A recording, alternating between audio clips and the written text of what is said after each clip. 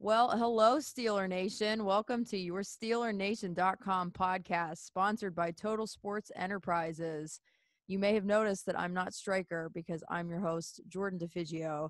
And joining me today is fellow SteelerNation.com sports writer and the regular host of the podcast, Stryker. How's it going, Hey, Stryker? doing great. How you doing, Jordan? Thanks for having me on the podcast. Oh, yes. The roles have reversed and it feels strange.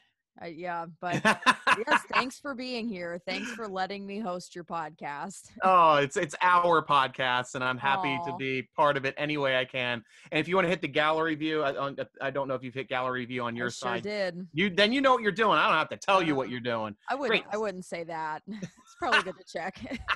A learning curve for me here, folks. Yeah, no, that's for me. I had to figure it out. So that's great. Yeah, but the only thing I've got going on, obviously I've taken some time off from Steeler Nation, getting reset, doing stuff with my family, trying to get the PPP loan for my company and growing my beard. Obviously, those are the only things I've got going on currently. Well, that's enough to keep you pretty busy, I think. Yes. Yeah, especially the beard. That Yes. alone. Got to Yeah, tend it's to that. it's at month 4 we're going on now, and Wow. I'm trying to see if I can get it to Kiesel length. So Big Okay. Ben and Kiesel length. So I'm seeing what happens here in the next couple months. It's growing in very nicely. Do you have to do any type of maintenance to it? Not really. I mean, I like to color it a little bit because I just like a consistent uniform look to it, but Mhm. that's, because I get some gray spotches here and there. So other than that, it's, just Looking have to good though. wash it. That's all good. Well, I mentioned already that this is hosted by Total Sports Enterprises. If you want to save up to 45% store wide on their online shop, make sure you head over to tseshop.com. That's tseshop.com. They have so much Pittsburgh sports gear, memorabilia, some of it's signed, some pictures, jerseys, helmets, you name it. Go check out their shop and you will be in for a treat. So, Stryker, Mhm. we've had some time now, several weeks, to Yeah. sit in the fact that the Steelers got pummeled by the Browns and left the playoff picture in week 1. Yeah. How are you feeling about everything now that we've kind of removed ourselves from it a little bit? For me, obviously, it was the season was a roller coaster. I mean, on like taken on as a whole piece of work. We were riding high for the first 11 weeks of the year. They started to see some chinks, weeks 10 and 11.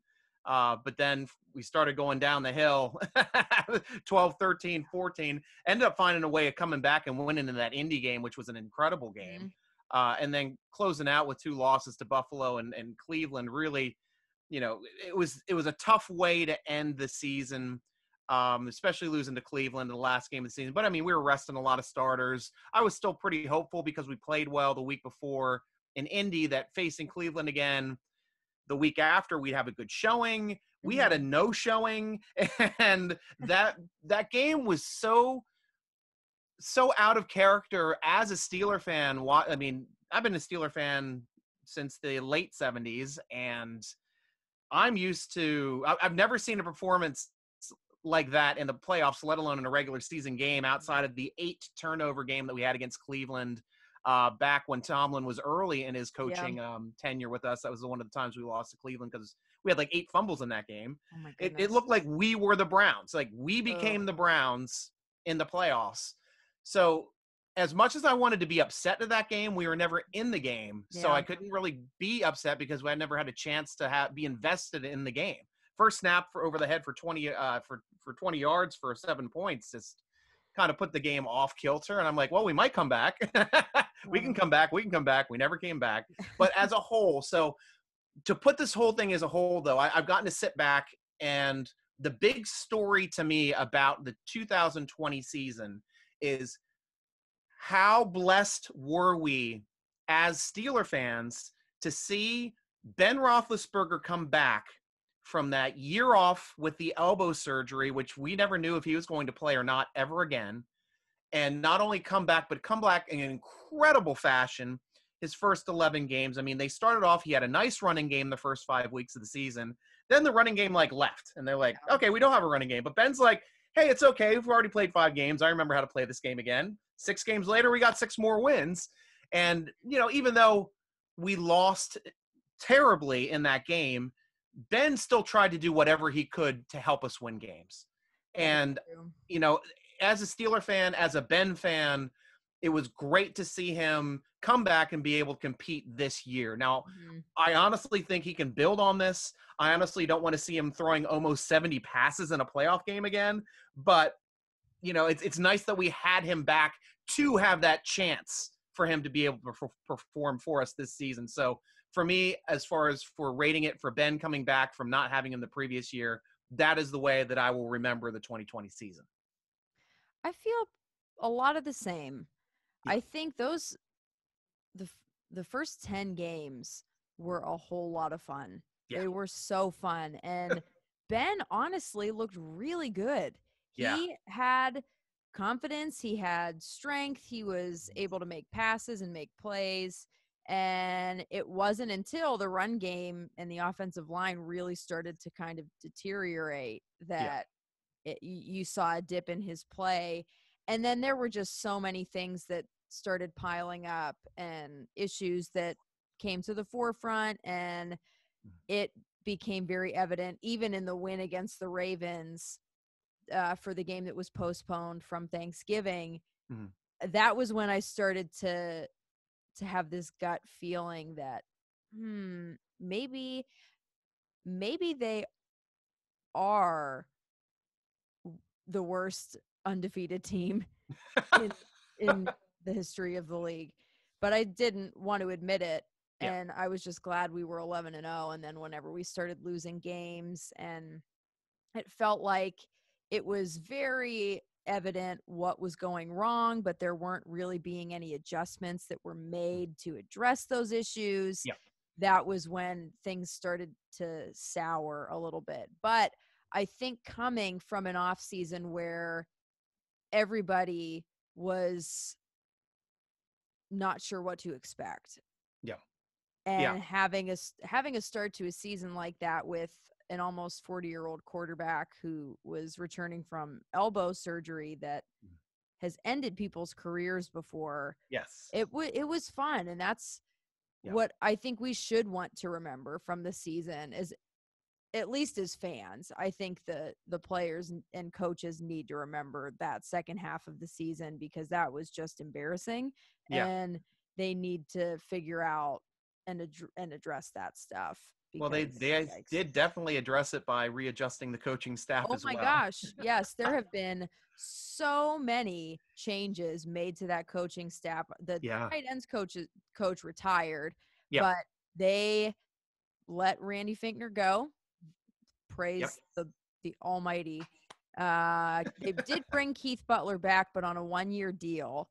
So I think that's the most interesting thing, because the defense was stout up front, and then they had a lot of injuries, and then it felt like the play calling sort of went out the window with Devin Bush and Bud Dupree. Yeah, well, that's tough too, because the Steelers were a very deep team, and they were able to navigate a lot of injuries on their 11-win streak. The problem was when the injuries started piling up at the same positions. So that inside linebacker position kept getting tagged and tagged and tagged. And Bush going down. Then you got Spillane going down after he starts playing very well and being an impactful player. Then you have Williams getting COVID. Then you have, fortunately they went out and got Avery Williamson. That was a beautiful pickup. But he doesn't have he's a tackle machine, but he doesn't have the playmaking that a Spillane or a Bush has. Also, the left guard being the same thing, just like losing Wisniewski early on, and then having to cut him just so he can stay in the league. So that was a big move for the Steelers, just to allow him to keep playing this year. And then having Filer in and out and being bumped and bruised the whole year. Big Dotson coming in playing in was a nice addition. I'm very hopeful for him to be performing in the future. But coaching wise, it gets difficult when you lose your quarterback of your defense, being Bush. And what I didn't know is, so who does the play calling on defense? Because now, we hear some reports that Tomlin might be the one doing the play calling on defense. And if that's the case, I can see why, why Tomlin likes having Butler around, because Butler Yeah. doesn't seem to mind if he calls the plays, and he's more of the de facto, secondary defensive coordinator that runs the linebackers.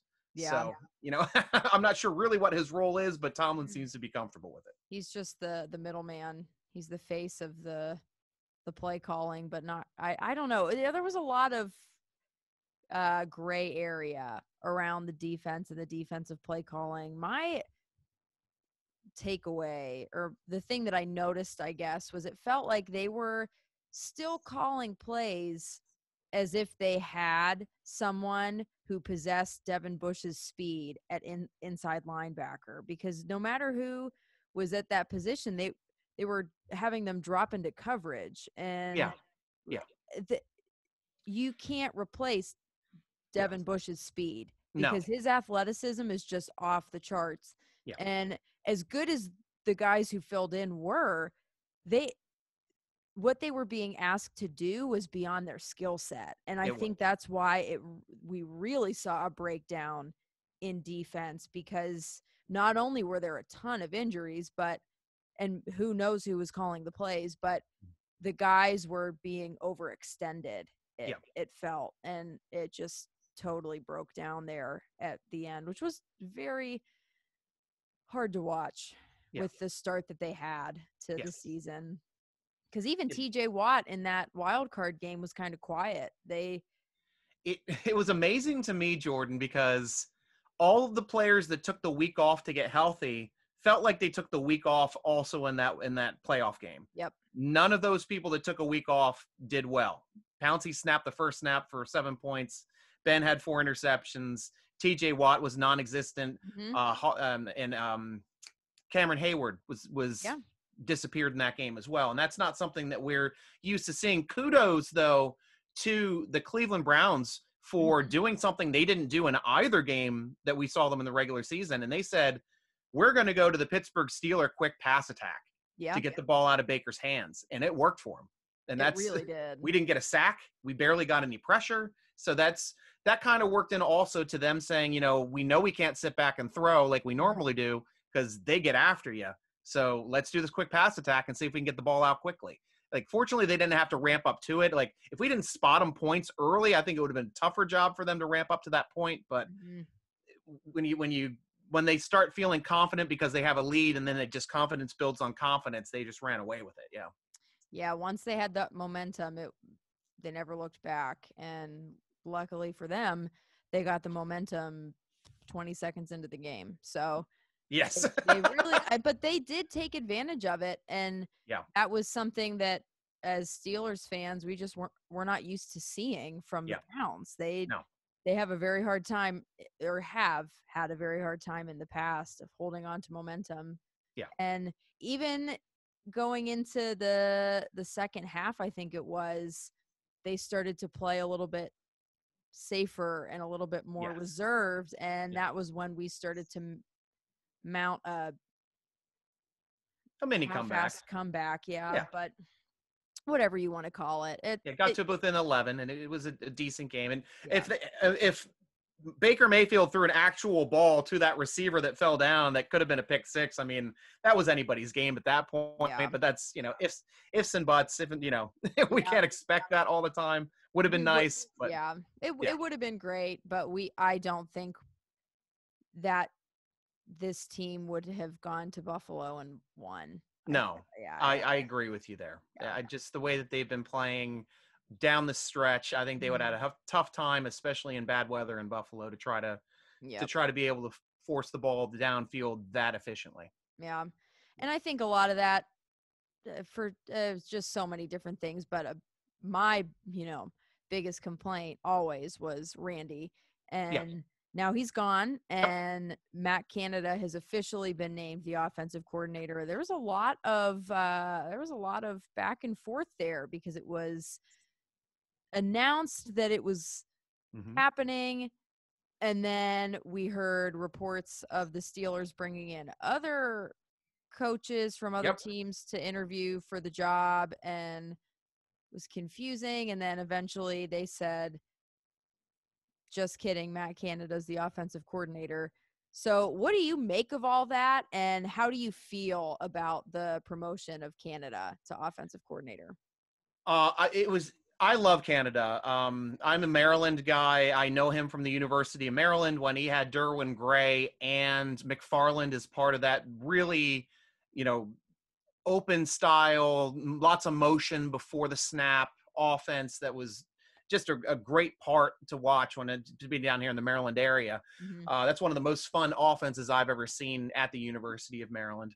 Aside from going back lots of years, but I do like the way he utilizes personnel to create mismatches. Mm, And I also do like the way he utilizes pre-snap to confuse the defense into not knowing who's coming out where and what their yeah. assignment should be. So it should create more openings for our receivers and our running backs for blocking lanes. Now, the point though that I wanted to make that yes, they were going to announce Canada is going to get the job, and then they're like, well, we got to interview some people. That's because of the Rooney Rule. Mm, So the Rooney Rule was extended this season. It used to just be for head coaches. Now that from the beginning of last season, when they redid the Rooney Rule, you got to have 2 minority candidates for every head coaching position, and you have to interview 1 minority for offensive coordinators and GMs now. gotcha. So that gives them an opportunity to. So Steelers had to do their due diligence. Matt Canada was always their guy. I mean, you could tell that they wanted to promote him. Mm-hmm. They liked the guy. It just worked in that setting. So Yeah. that's what happened, at least with that little miscommunication and that hiccup there. The Steelers had to stay within the Rooney Rule itself to make sure that they did their due diligence to be able to officially hire Matt Canada. But, the Rooneys would be open-minded enough if they did interview somebody that just Mm-hmm. wowed the crap out of them. They probably would have hired them over Canada. Yeah, which makes sense because Matt Canada, they're very loyal to their people, but Matt Canada is still pretty new to the Steelers and to the system. So it I don't really sense that even though they wanted to hire him, that they felt that same level of loyalty to Yeah. him as they do the more tenured guys. Yeah. But And I've got a quick question here on Mhm. Twitter. We want to know, are we going for a running back? And Ooh, personally, I have to say, yes, we kind of have to go for a running back, mhm. especially in the draft, because we're going to lose Connor. Is it going to be a first, second, or third rounder? I don't know. But the Steelers will definitely be drafting a running back this year. They need to. And it should be day 1 or day 2. Yeah, early on. Yeah. And I'm not as well versed with this draft class and with guys who are coming into the league this year.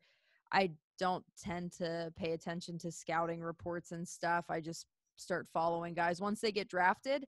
But I know that there are a handful of running backs that names that have been tossed out there that people are hopeful the Steelers will pursue. Yeah. And I know the running back from Alabama. Yeah. Najee. Yes, people Yes. are, and I've seen maybe 3 or 4 highlights of his, but holy crap.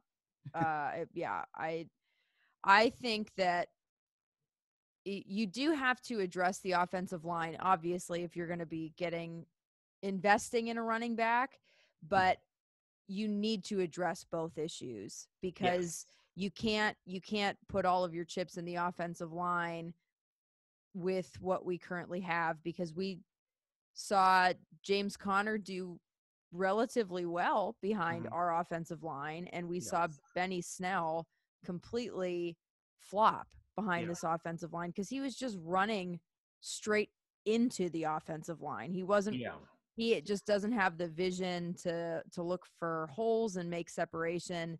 And we didn't really see enough of Anthony McFarland to know one way or the other. I'm hopeful that since he's a Maryland guy and Matt Canada is a Maryland And guy, he's played in his offense before. Yeah. yeah, I'm hopeful that he can at least utilize him a little bit better than Finkner did. Yeah. Because he would just throw him in there in scenarios that made absolutely no sense. And it was just kind of, I don't know, it felt like an opportunity to say that they gave him the ball.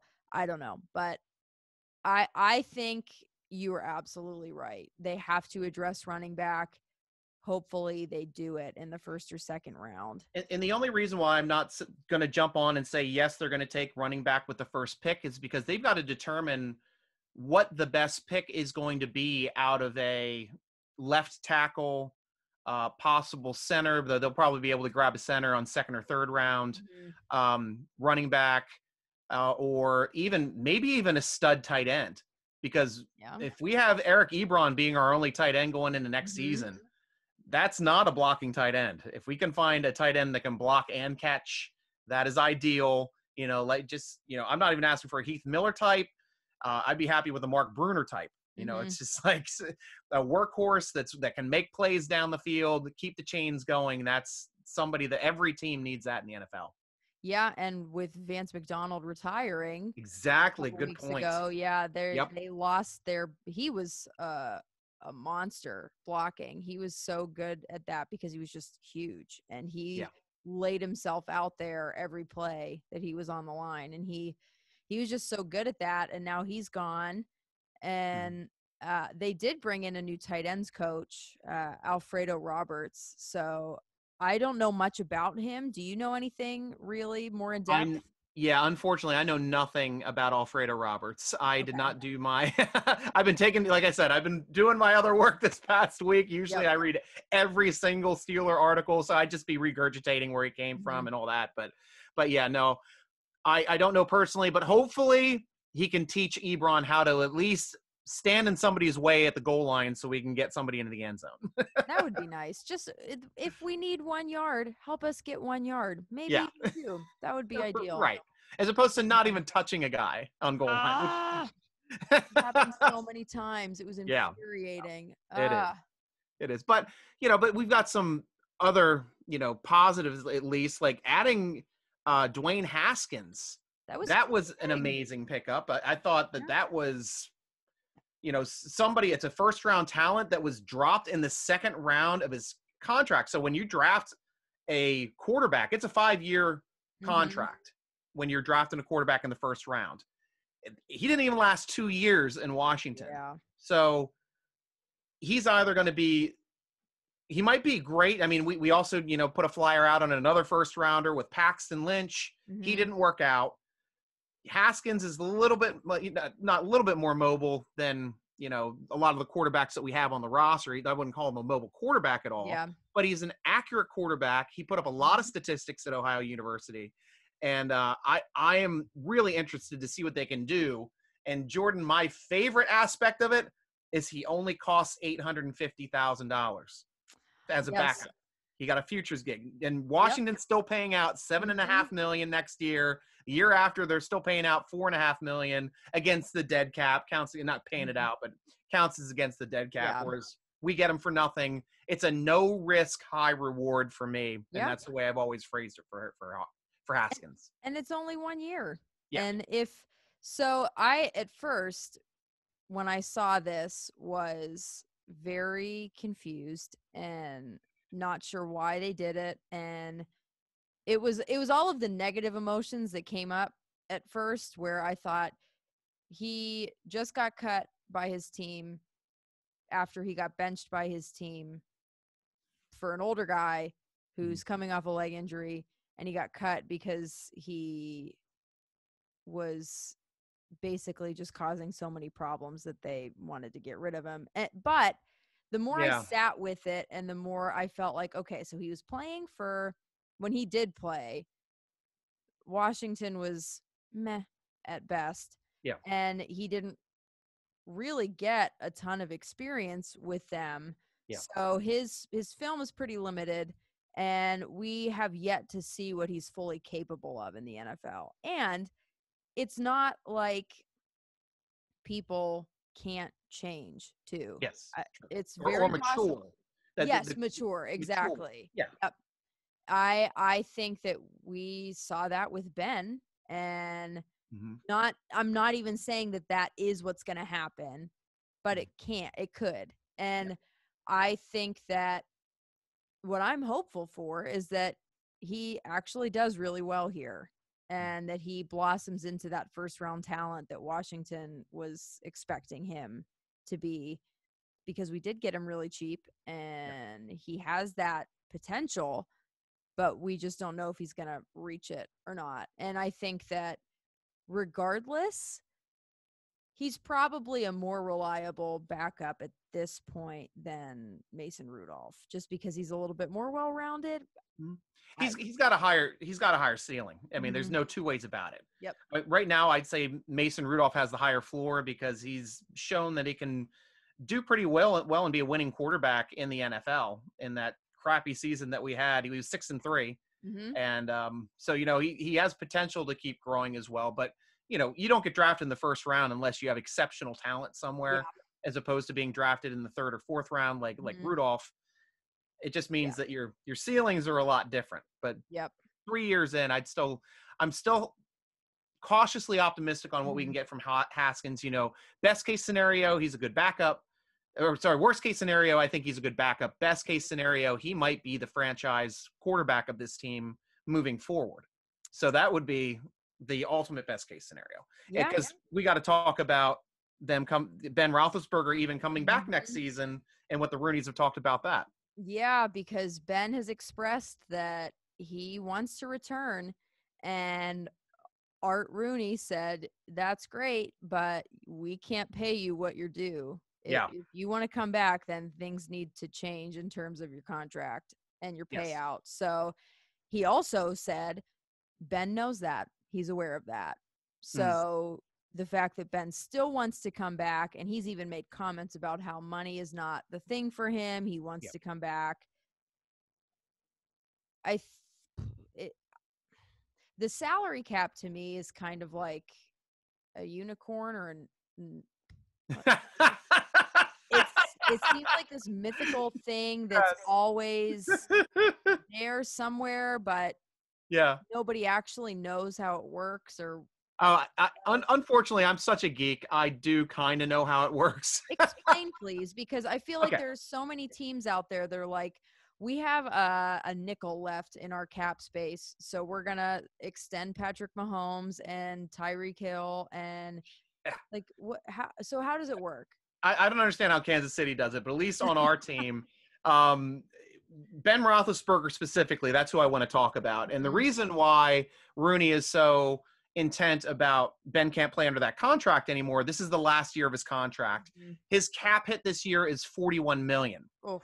Now, $22 million of that is dead cap. That's from prorated signing bonuses. That can't be moved. So $22 million is going to be on the table. He's also scheduled to, then the difference is the $19 million he's scheduled to be paid this season.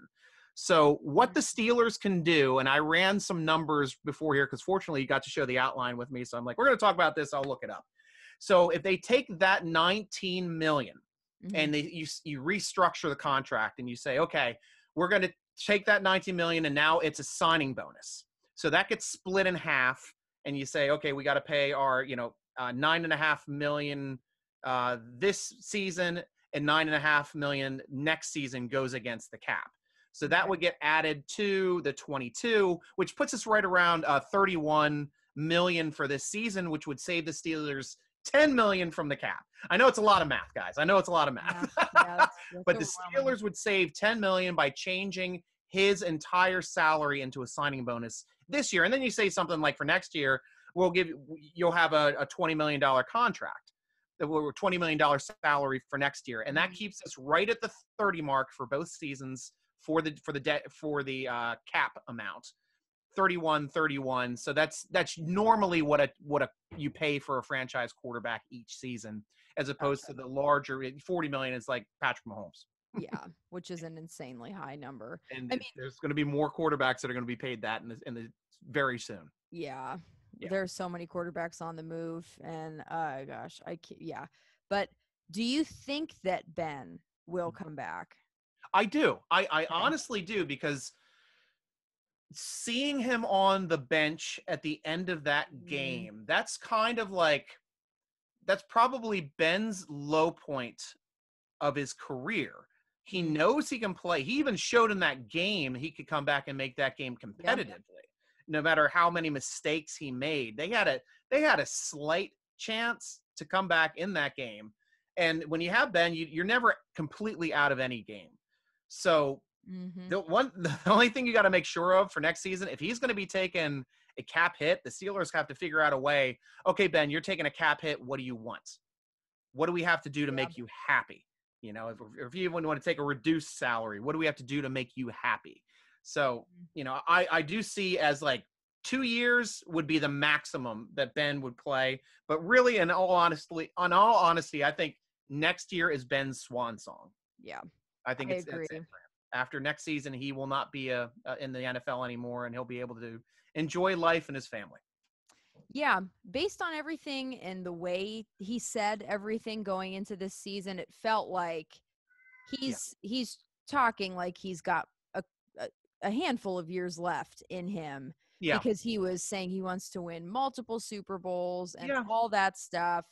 I think he was potentially idealizing this season a little bit. Because they had the talent. They had the roster. They did have the talent. You can never bank on the on the injuries, though. You can't, or the play calling. But I think after this past season, the way that it went, probably just the way his body feels after it. Yeah. He's like, okay, I really don't have that much left, but I do have enough left for one more season. And so now that he's in that mental space where he's like, this is probably my last season coming up, I think he will be more determined to come back and make it count. And I think that's why he's pushing so hard for Marquise Pouncey to stick it out one more year, because there are tons of whispers or maybe just loud screams that he's planning on retiring, because people have been making those claims saying that he's planning on retiring, even though he hasn't said anything yet.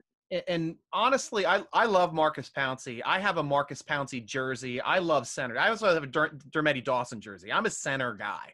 Like, awesome. Steelers know centers. They treat centers like the best player on their offensive line, and they should.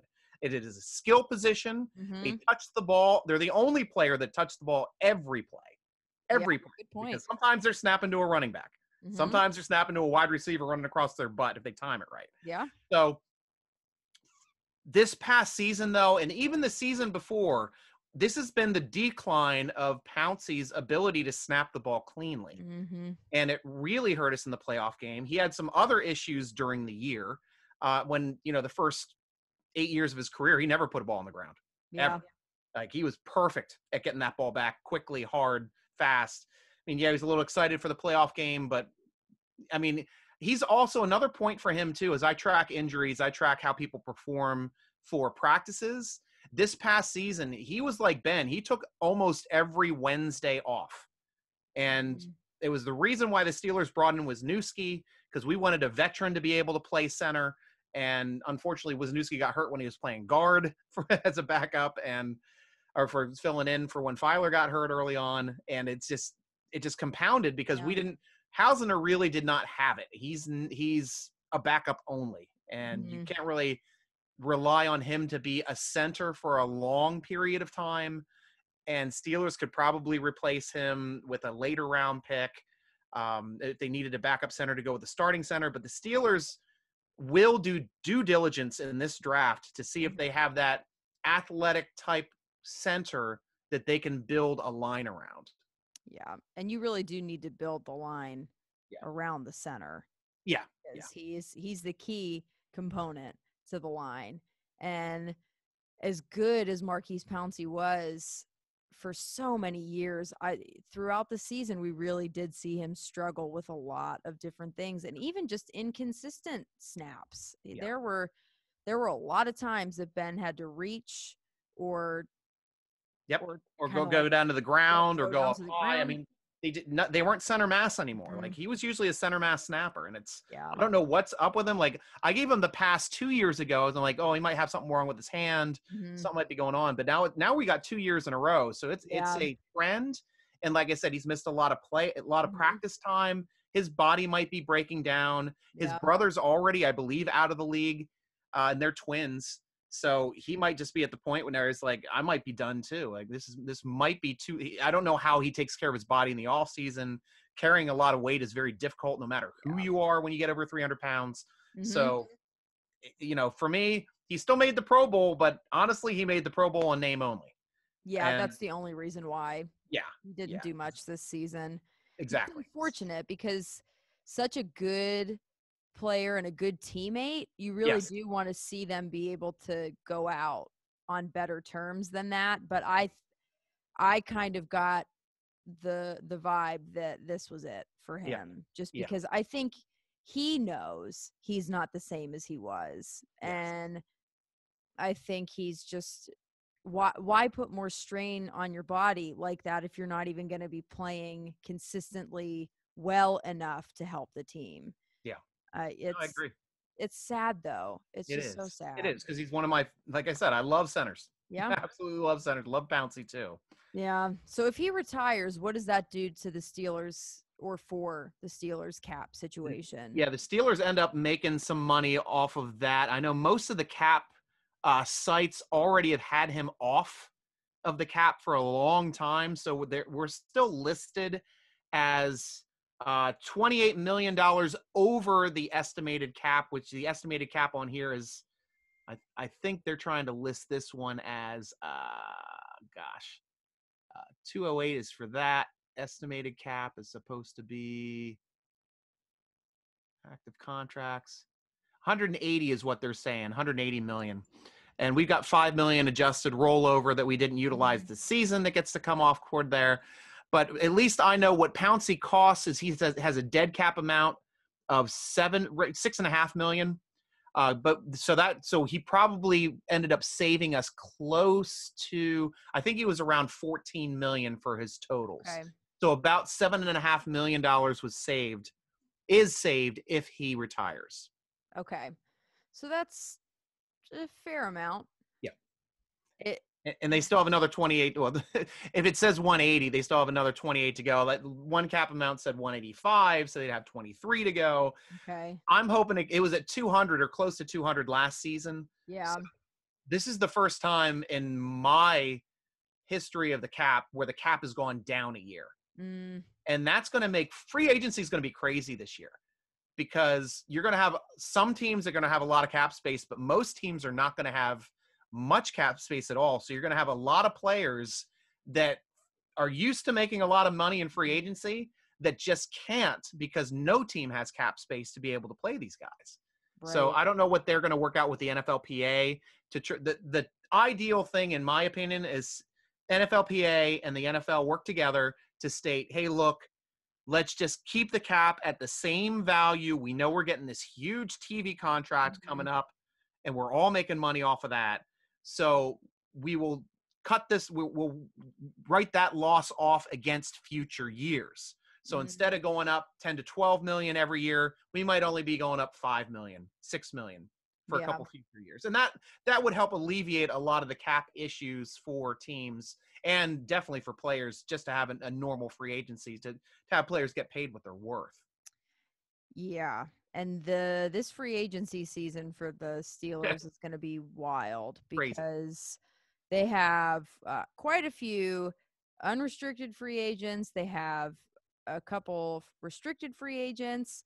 On the UFA list is Marcus Allen, Tyson Alualu, Zach Banner, Jordan Berry, James Conner, Jordan Dangerfield, Sean Davis, Josh Dobbs, Bud Dupree, Jaron Elliott, Matt Filer, Gerald Hawkins, Mike Hilton, Danny Isidora, Cassius Marsh, Juju Smith-Schuster, Cameron Sutton, Alejandro Villanueva, who should pack his bags right now and get the heck out of here, Avery Williamson, and Chris Wormley. Holy cow. Yeah. That's like, God, that's an exodus. Half the roster. Yeah. That's a good amount of players going in free agency. And it's, I'm going to do a quick count here. 3, 4, 5, 6, 7, 8, 9-ish, 10. Oof. 10 players that were starters, and I'm calling your sub package guys, Sutton and Hilton, I'm considering starters. They're starting nickels in this league, both of them. Yep. And that's, you have to start valuing, who are we going to try to bring back? And the only people that I can see really bringing back would be Zach Banner, because he's coming off an ACL injury. He's going to be cheap.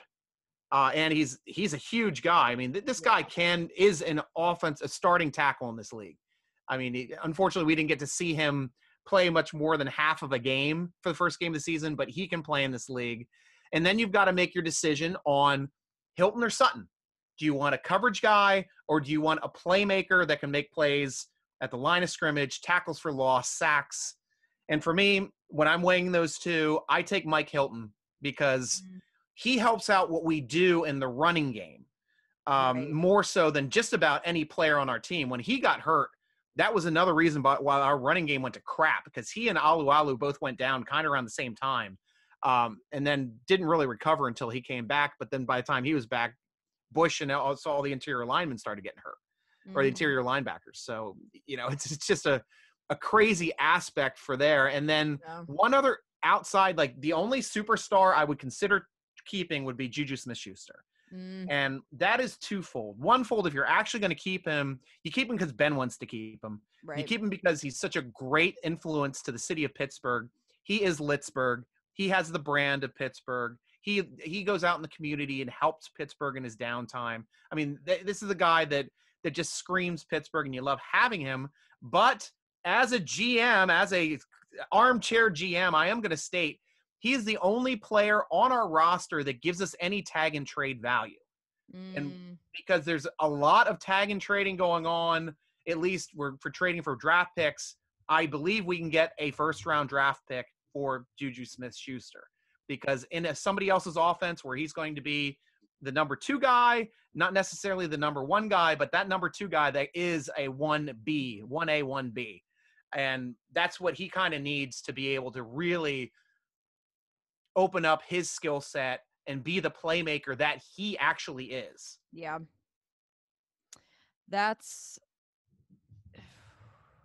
I think that they'll try to keep Ben happy. Yeah. Honestly.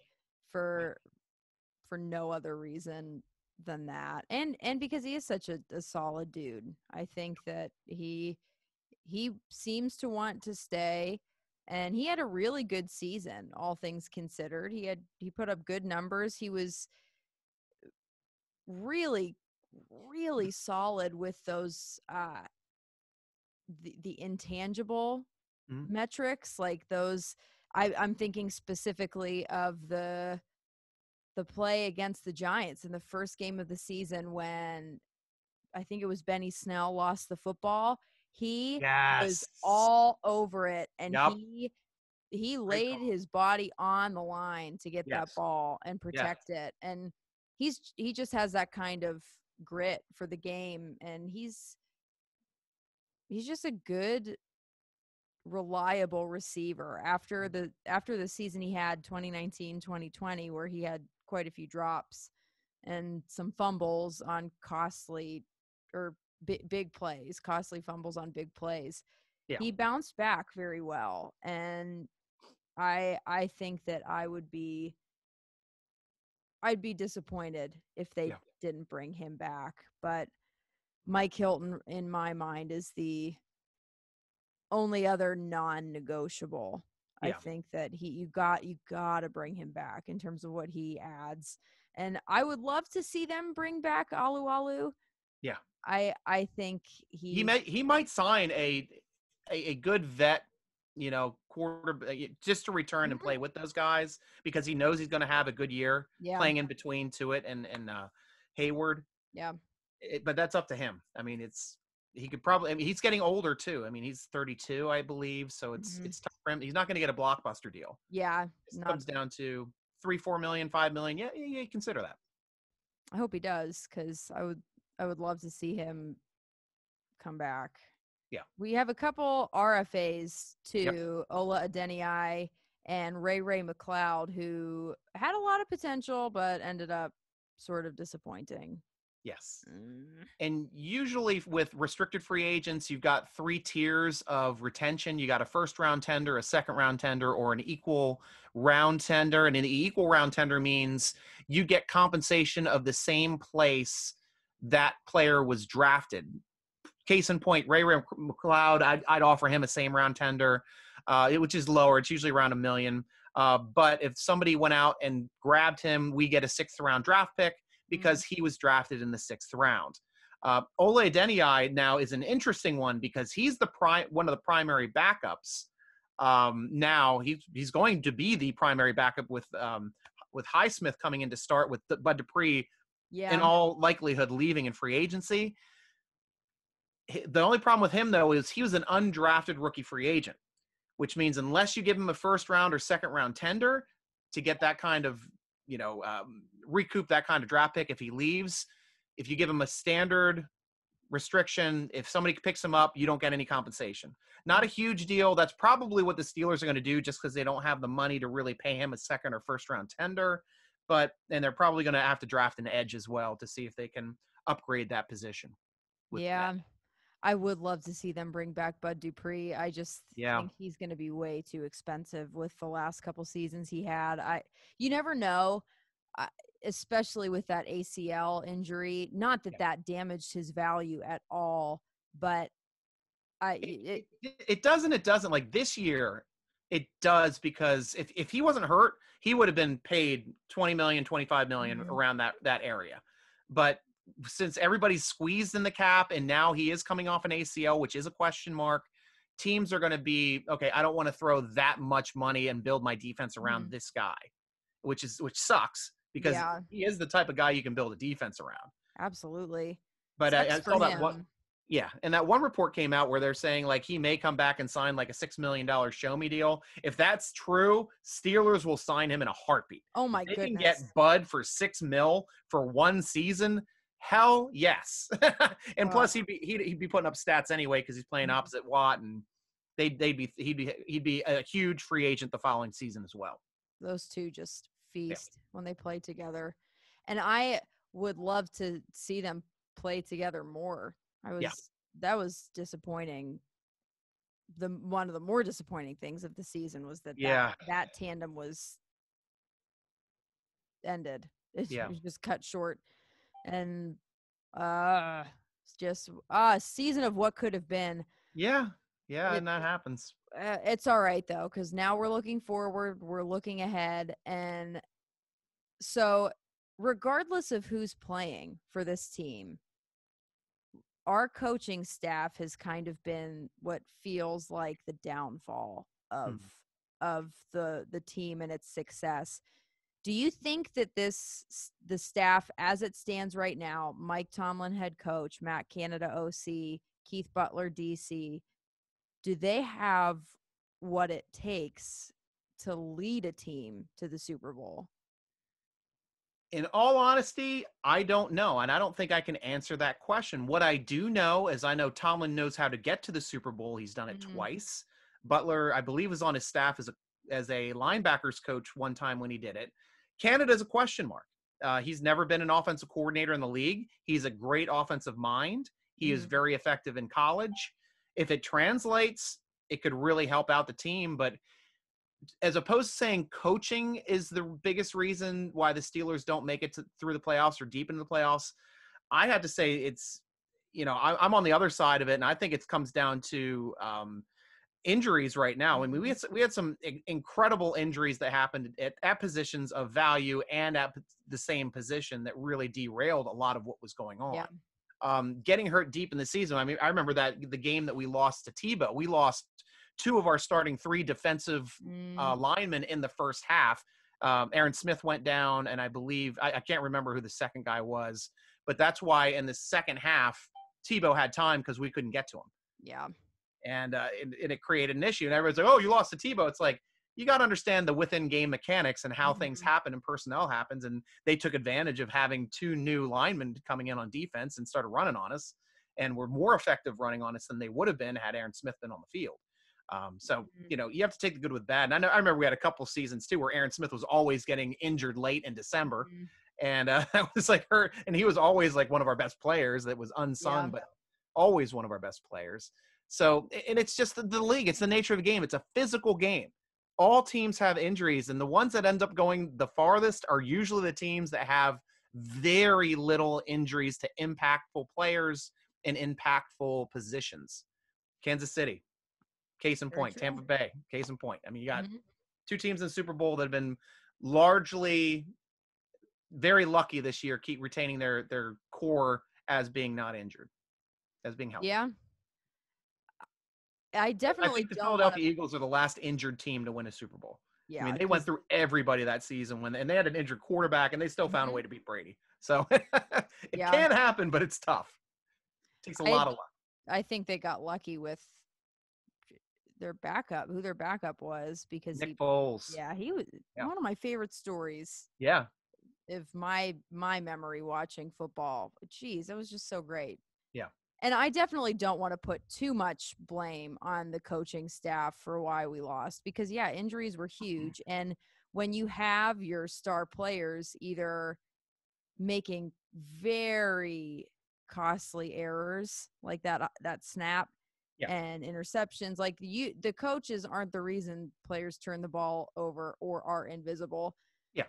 I think that there are other things too, like Tomlin not going for it on 4th and 1 when we had momentum. It's Yeah. just curious things that make me scratch my head and think. And he's usually a player he's usually a coach that always goes for it on 4th and 1. He usually is. It So was, that, yeah. It's a weird season. Yeah.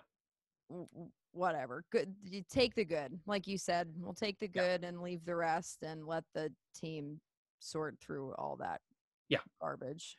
But Oh, so Ben's probably coming back. Mhm. We have Dwayne Haskins now. Yeah. But that doesn't stop people from trying to talk about bringing every single free agent quarterback into To Pittsburgh that Pittsburgh. hits the market. Yeah. So let's just dream for a minute, because there are some big name quarterbacks that are set to be leaving their teams this coming off season. Yeah. And Jared Goff and Matt Stafford already did the swap, and we'll talk about that in a second. Yeah. But Yeah. if you could orchestrate a deal that brings one superstar free agent talent quarterback or a draft pick quarterback phenom to the Steelers, who would you put all your chips in on, and why would it be that quarterback? Well, I don't know why my computer made noise. Sorry if that was me. Just wanted to answer too. Yeah, at least for free agent quarterbacks coming out, and I don't even know how effective some of these guys would be in our system, but the only name that I heard that I'd even want to make an offer to would be Aaron Rodgers. That would be the only guy I'd want to bring in. Or not Hopkins, Houston's quarterback. Deshaun Watson. Yeah, Watson's an interesting play, but I wouldn't want to give up draft picks for anybody. I'm not giving up first rounders for a quarterback. At least not him. Like, I'd give up first rounders for Patrick Mahomes. I wouldn't give him up for Stafford at this point of his career, and we can talk about that in a little bit. But yeah, Aaron Rodgers, at least he's a winner. He knows how to get deep into the playoffs. I mean, he's been a victim of circumstance and not a lot of luck either. Like, Green Bay Packers fans are kind of on the same trajectory as Steeler fans, except their teams go deeper in the playoffs, but they haven't been to a Super Bowl since they beat us in the playoffs back in 2010. So, you got to take your lumps where you can, but he is a capable quarterback. He can make plays. And with the talent that we have on this team, I think he'd have a good season. But the Steelers still have to find a way to fix this offensive line to take some of the pressure off of the quarterbacks themselves to help them be successful. Yeah, agree. I think if I could pick only one, it would because I don't know what the likelihood of Aaron Rodgers actually leaving is. Like, it sounds like his comments after that loss were more so acknowledging that he would love to stay, but he isn't sure where the team is with everything. He would hope that they would want to bring him back. And then the GM came out pretty quickly after that saying, he's our quarterback. He's our guy, and he's not going anywhere. He's a great quarterback, and he had Yes. MVP level season. I would love to see Deshaun Watson here in Pittsburgh. I think he's a lot of what Ben isn't. He's just super agile and mobile, and he can create time for himself in the pocket. Like Ben could. He used to be able to do that, but now he's just slow, and I Yeah. miss seeing it. Yeah. But especially after what LA gave up to get Matthew Stafford and just get Jared Goff's contract off their books. I can't even fathom what Deshaun Watson's going to go for. So that's even dreaming big there. I can't say that I want him here, because we would have to basically sell the franchise and move somewhere else if we wanted him. And we have breaking news coming in the land of Steelers. Oh boy.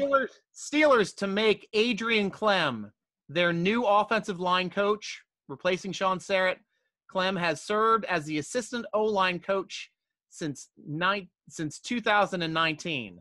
So it sounds like they are doing an internal promotion as opposed to going out and hiring an offensive line coach. I don't know how that makes me feel.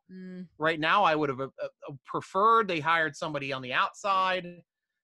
But it looks like they're doing an internal promotion from assistant line coach to offensive line coach with Clem. And to me, I don't think that's good enough.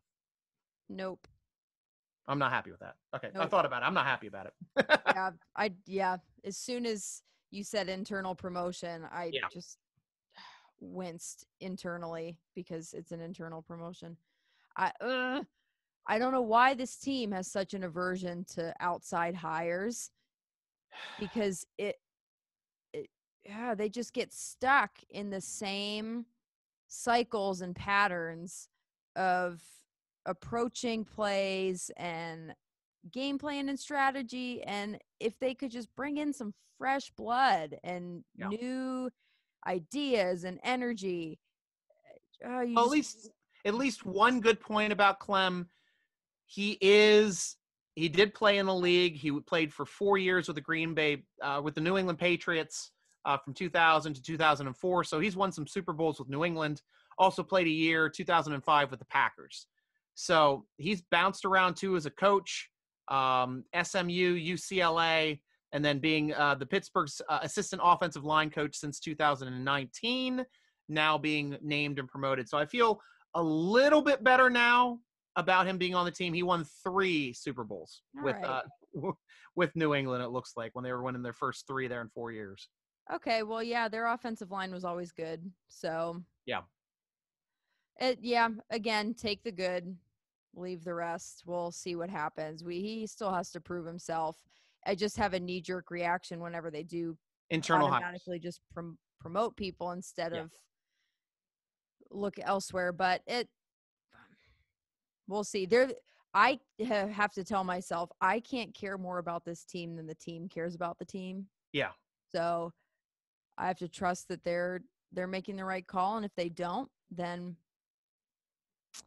they'll have to care enough to fix it. Yeah. Or they won't. And that would be a head coaching issue, because because Tomlin, what's he on, a year-to-year salary or year-to-year now? But we'll figure out it's time where he's going to start taking some accountability. I understand that, at least with these most recent seasons. Because anyway, let's move on instead of I can't get worked up over that again. Let's move on to some questions from the SteelerNation.com forum here. So we mentioned the Matt Stafford, Jared Goff trade. Cooling Man wants to know who won that trade. Was it the Rams or was it Detroit, or a player, or no one? So I went and I broke down some numbers on this one, Cooley, and what it came out to is Stafford is a 12-year quarterback. He's been to 1 Pro Bowl. He has 0 division titles, and he's 0-3 in the playoffs. Now compare this to Goff, who in 5 years has 2 Pro Bowls, 2 division titles, is 3-3 in the playoffs, and has a Super Bowl appearance. So based on Stafford was always a guy that had talent around him, but didn't seem to ever be able to win that division or to advance anywhere in the playoffs against, Goff, who came out of the gates hot. So the way the trade worked out, Detroit ends up with $19 million in dead money, and they get a third rounder this year, a first rounder in 22, and a first rounder in 23 versus and they have for 4 years. Then they have to pay the $106 million, which works out to $26.5 million a year, which actually is very affordable for Goff, because you got to realize, since they traded for him, if they dump him, they don't have to pay him a dime, because they never signed he never signed a signing bonus with them. But the signing bonus of the other quarterback is still their dead cap. So the Rams have $22 million dead cap from Goff's signing bonus, $43 million to pay to Stafford over 2 years. It's still, they get a little bit less that they have to pay for a quarterback for 2 years. What's that? 21.5. So, but for me, it's like you gave up a lot. Like, I would have thought this would have been a man for a player trade. Mm-hmm. Like, I thought a young quarterback with possibly a high ceiling coming over to Detroit would be straight up for an aging quarterback who's been in the league for 12 years. It shows so far he's been able to do next to nothing. Yeah. As far as for getting their teams advancing in the playoffs. So if you're asking me who made out on this trade, I'd have to say that Detroit made out tremendously on an aging quarterback that's never won him a playoff game over 12 years, and they gained 3 big, a second day pick on this year and 2 first rounders the next 2 years. One of these years, and that's something that they've done. Like, it's crazy. If you look at what the Rams are doing right now, they're just like getting rid of first round draft picks. They haven't had a first round draft pick since, I think, 2016, when they gave up a couple to get Ramsey, they gave up a couple to get Goff, and then they use a draft pick to get or a couple to get Ramsey, and then they gave up a pick to get Brandon Cooks, and then now giving up another 2. So they're going to go 8 years without a first round draft pick, which is absolutely insane. It's like what the Steelers used to do before they were winning games. They used to just trade away their number 1 picks for whatever veteran used to be good. I was going to say, crazy. That seems like a strategy that a team would take if they don't care. If they want to win now, that's a strategy. If they don't know how to win, though, because it's just such a haphazard approach to getting players, because there isn't really a plan. It seems like it's just a guy becomes available and they're like, we want him, and then they go after him. Yeah. Like, it reminds me more of how the Pirates were at the end of Neil Huntington's stretch with them. Yeah. Just like making trades for the sake of making trades, and then you look at it on paper and you're like, whoa, this is not smart. Yeah, so the only way it would work out for the Rams is if they get a Super Bowl. I mean, if Stafford just shows, Detroit is a dumpster fire, and that's the reason why I couldn't excel, and he's got a lot of talent to throw to in LA. So I'm interested to see how he does, but that is the only way they get value from that trade, is that those first round draft picks, those 8 first round draft picks, turn into a Super Bowl. That's it. And we'll see. Maybe they will win the Super Bowl. Who the heck knows? Maybe Matthew Stafford was the real diamond in the rough that it just needed a good team, and Detroit just sucked that bad. Who knows? We'll see. I am with you, though. I think Detroit won that trade. Yeah. And Jared Goff lost that trade. Poor guy. But he just wasn't – he played really well in that season that they made it to the Super Bowl, but not really so much since. But, yeah, I'm with you. Detroit won. So we have some questions from Drink Iron City. The first is about Antonio Brown. Okay. He said, do you think Antonio Brown forcing his way out of Pittsburgh and the ownership neglecting to recoup any money made it very easy to stay rich and leave, making it very easy to stay rich and leave, has had any effect on some of these other players wanting to leave early?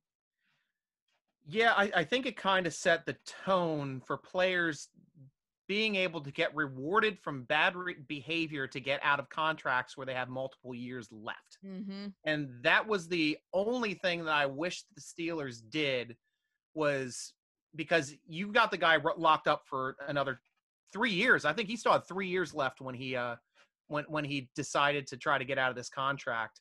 And honestly, you've got to start negotiating with the agents and state, yeah, we don't want this guy here, but your guy isn't going to leave unless he chooses to give back a portion of his signing bonus, because that's our dead cap. Yep. And there's got to be some give and take, because we gave him that signing bonus assuming he was going to be here for 5 years. He was only here for 2 of them. Yeah. So that was a good faith investment in this player, and you need to give back. It doesn't even have to be the full amount. Like, split the difference, 10 mil, 12, just to at least show that if NFL players want to go out and make more money somewhere else, they've got to be able to give up some of that money that they were given in good faith to be a player on that team for 5 years. So not doing that, because that's something that the Steelers have never done. The Steelers have never gone out and recouped money from any player that has been released early or cut early, where some teams have done that. Mm-hmm. If so unfortunately it's part of they think, well, that's the contract we said, that was what he was worth, that's what we paid him. I personally would have tried to force at least some of the recouping to be able to negotiate and get traded, because that's ultimately what the Steelers did. The Steelers traded him away for a 3rd and a 5th, and we don't have Brown anymore, but he had to cost that $21 million dead cap on the season for us. Right. Following year. Yeah. People are taught what they can and can't get away with. And I think that as soon as that precedent is set, that you might be able to do this. People take advantage of it. And he immediately turned around and did something very similar to the Raiders. He got traded away there and then decided, he got cut. He didn't get traded. He got cut from the Raiders. No. He got traded from... We traded him. Oh yeah, we traded him to the Raiders, but then they cut him. He's like, well, if I can be the biggest jerk ever, I can get cut. Mm-hmm. And that's another aspect. That's something that I don't like about free agency at all, is to be able to say, hey, if I'm a big enough jerk, they're just going to let me go. So then I go sign with the team that I want to sign with, which ended up being the New England Patriots, because he wanted to play with Brady. Case in point, why he's playing with Brady now. Exactly, and that's part of the reason why I feel uneasy about Tom Brady, is not because of his success or because of his level of ability or the fact that he's kept the Steelers out of Super Bowls, but the way that he approaches, he gets his mind made up that he wants a guy on his team, and no matter what they've done or how they are or who they've like the bridges that they've burned in the past, he's just like, nope, I want him and I'm going to get him. Yeah. And that bothers me for some reason, but that's neither here nor there. I think it would have been probably beneficial to the whole league if the Steelers had tried to recoup some of that money. But when it comes down to it, Antonio Brown is not their fault. They didn't make him the way that he is. And they got a lot of good production out of him while they had him. Yeah, they did. And that's the pro, I guess, to the whole situation. And I think that if people are willing to take advantage of contracts and teams and financial situations, they're going to do it regardless. I don't think the Steelers had a hand in that, but I think that Antonio Brown being the way that he is and trying to make that happen in the first place showed other players that it's at least worth a shot, Yeah. Yep. So another question from Drink Iron City. Why do the Steelers have the smallest coaching staff in the NFL? I am not 100% sure, other than they're an old school family run team that doesn't feel like they need to have 3 or 4 position coaches for every position. They've started slightly extending some of the coaching. Like now we have an interior and an inside and an outside assistant coach for linebackers, and things on the offensive line where we started having assistant offensive line coaches when in the past we didn't. the aspect and the thing that I want to see where the Steelers really should start investing their money is in analytics. They need an analytics guy that just watches game film and tries to break down tendencies for other teams to make us more successful. This is something that New England pioneered. That's a big thing. And the other aspect is also somebody in the box that's actually going to be able to help Tomlin with challenge flags. Because, man, time and time again this season, twice, two big ones where we had an opportunity to get the football, we didn't review either of them because we don't have a guy sitting in the box watching film. And, one was a fumble that should have been ruled a fumble that wasn't. One was the play from I forget which game that was. I think it was against Washington, where they correctly called it the fumble incomplete, but the problem was it was true, it wasn't a fumble, but it was a lateral. So a lateral would have made it a live ball. Right. So, these types of things, not having somebody to help you get extra possessions when it's just as easy as giving somebody a job to be able to research and understand the rules and find the loopholes to be able to help your team win on game day. That we need somebody to do that job as well. And those are some spots the Steelers really need to start putting coaches in to have them do that kind of work. That would be huge for them because Tomlin's always struggled with challenges and knowing when to challenge and when not to challenge. And it would be nice to add on, just extend the payroll a little bit to maybe one or two more coaching staff members. Wouldn't be the worst thing in the world. Maybe another assistant defensive coordinator. There you go. Just keep piling on the defense. Yeah, why not? Somebody that you can promote next year when you got to get rid of Butler. Yeah, exactly. Make it even more confusing as to who's calling the plays on defense. I don't know. I'm going to be calling the plays on defense soon. Right. Oh, gosh. Defensive coordinator by committee. So one more question about Antonio Brown, and this is interesting because it deals kind of with the details of league employment, sort of. Mm-hmm. So Steeler and MD asks, why is it that Antonio Brown was able to serve an 8-game suspension when he was not an employee of the NFL and was not a member of any team? Okay, this has to do with the way that players serve suspensions. And the suspension is levied upon the player. It's not levied upon the team. It is also reasons why, Josh Gordon was able to serve suspensions while he's not a member of the Cleveland Browns. And it happens a lot with players that are suspended because of drug-related violations, pot-related violations, and the such. So that the suspension is always merited to the player, not to the player being on a team or being active on a team. So Brown did serve an 8-game suspension. He did not have to be on a team to serve an 8-game suspension because no team also wanted the detriment of sometimes when you get a player that's suspended for disrespecting the league or for rules against the league like domestic violence. If it's worst case scenario, possible murder, drug trafficking, horrible things, teams can actually get docked draft picks because of it. Wow. So as soon as they hear there's a problem with Brown, he was cut. The New England cut him right away. They cut him like a hot potato. I was like week 2 or week 3, they end up cutting Antonio Brown when they had him. And that's because they didn't want to get the detriment pick should he be found to be, which he has some problems with possible rape. And those are some litigations which are going on as well. So, and also with his temper, fighting people for not picking off equipment or not dropping off stuff that was moved because he didn't have the right paperwork, and then he just doesn't know how to treat people like human beings. So you get issues, anger issues.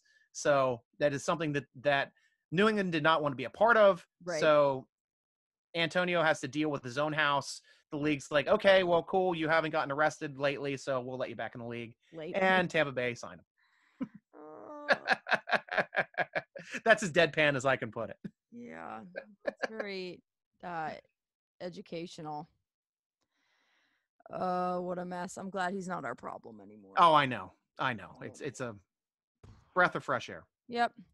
Do we have any questions from Facebook or Twitter? Uh, Anything? yeah, Twitter is good. We talked our Twitter stuff, a lot of comments, a lot of support for Haskins, a lot of support about, getting offensive linemen and getting running backs in the Right. draft. And I'm all for that. Yeah. Love it.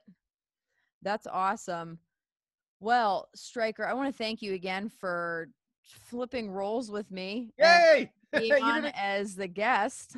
Yeah, thank you. Yeah. Hey, excellent job, host. I Thank appreciated the you. fun. It's fun for me to sit back and just think. There you go. Exactly. Isn't it? I had fun too. I want to let everybody know where they can find you on Twitter. It's at SN Stryker. That's at SNSTRYKER. Got some good stuff. He's also a writer, like I mentioned, for the SteelerNation.com website. He got so many good analytical things. He's super into how things work and why things work, and I find those articles to be very helpful for me, just to get down to the nitty-gritty of breaking down plays and all that good stuff. So yeah, check him out, give him a follow. It's awesome. Also make sure again that you visit our title sponsor, Total Sports Enterprises, on Twitter, because they're always doing signed merch giveaways. You want to make sure that you're following them. They do multiple a week, I think, at least one, but they are at Total Sports Ent. That's at Total Sports ENT, and then their website again is www.tseshop.com. Also, if you want to give your black and gold wardrobe a major upgrade, make sure you check out the SteelerNation.com gear page. Yes, like Stryker is wearing right now, that beautiful, looks so cozy podcast hoodie. You can gear up for all your virtual tailgates for next year, sadly. But if you just want to show up to a Super Bowl party wearing Steelers gear, it's a good place for you to go. We have every size and a ton of different choices to satisfy whatever style you are into. SteelerNation.com is the best site for fast, unique Steelers content on the internet. So click the podcast button to listen to one of our many interviews, because Stryker has done a lot, or click the forum button for the best football discussion on the web. There are so many Steelers fans from so many different walks of life. You can talk to basically anybody about Steelers stuff. It's awesome. Subscribe to the Steeler Nation YouTube channel to be the first to know about our vidcasts and video uploads. That's youtube.com/C/Steeler Nation. You can take out the /C now. It's just youtube.com/Steeler Nation. Yo, there you go. Yeah, youtube.com/Steeler Nation. Look at us making gains. I love it. You can tweet us at Steeler Nation. We're on Instagram at SteelerNation.com, COM. You can follow the Steeler Nation podcast on Twitter at _SN podcast, and Instagram at Steeler Nation podcast. And you can follow me, your host for the time being, at Fidge Newton. That's FIDGENEWTON on Twitter and Instagram. And if you're interested in hearing more from me, I host my own podcast called Helmet Hair, where I drink local craft beer and I talk about all the different Pittsburgh sports, Steelers, Penguins, and Pirates sometimes when I feel like it. You can find that wherever it is you listen to podcasts. It's on Apple Podcasts, Spotify, Google, Stitcher, and you can follow the podcast on Instagram and Twitter at Helmet Hair Pod, POD. I would love to be on that podcast if you ever want me on there. I need to have you on sometime. I'm a huge craft beer insanity nerd. Okay. Yeah, I like travel to breweries internationally, all over the country. What? Yeah, I'm insane. So yeah, we got a lot to talk about. We need to make that happen. We'll save it for your podcast. Perfect. Yeah, we'll make it happen. Now that I know. Yeah. Awesome. Well, thanks for joining us for the SteelerNation.com podcast, sponsored by Total Sports Enterprises. I'm your host with Stryker, rooting along with you as always. Go Steelers!